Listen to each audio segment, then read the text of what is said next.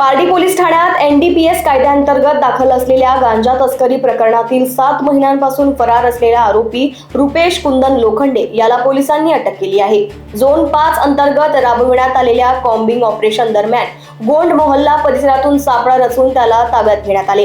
यापूर्वी या प्रकरणात महिला आरोपी रुजना जुगराज सोनार हिला अटक करून 3.5 किलो गांजा जप्त करण्यात आला होता। अटक आरोपीला न्यायालयाने पोलीस कोठडी सुनावली असून पुढील तपास पारडी पोलीस करत आहेत।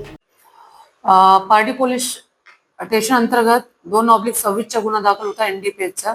त्यामध्ये 2 आरोपी होते। त्यामधली पहिली आरोपी महिला आरोपी रुजना जुगराज सोनार होती। तिला त्यावेळेस अटक केलेलं होतं। जवळपास 3.5 किलो गांजा पकडलेला होता।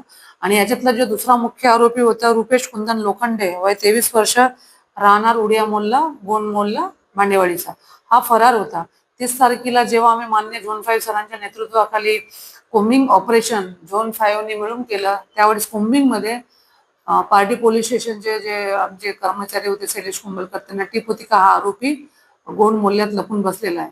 तर त्याच तेव्हा आम्ही कोम्बिंग दरम्यान सापळा रचून त्याला शिताफितीने त्या आरोपीला पकडलं। नंतर त्याला आपण PCR घेतलेला आहे, सध्या लॉकअपमध्ये। तो पडून जायच्या सवयीचा होता। जवळपास गुन्हा घडला जानेवारी मधून, तोपर्यंत आतापर्यंत 7 महिने तो फरार होता।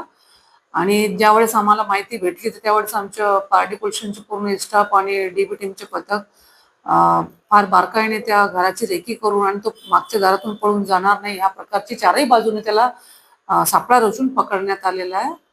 त्यामुळे ही पारडी पोलिसांची चांगली कामगिरी झालेली आहे। ऑलरेडी एनडीपीएस सेक्शननुसार त्याच्यावर गुन्हा दाखल आहे। त्याचा PCR 3 तारखेपर्यंत भेटलेला आहे। त्यानंतर पुढच्या तपासात अजून आम्ही PCR घेऊ त्याचा।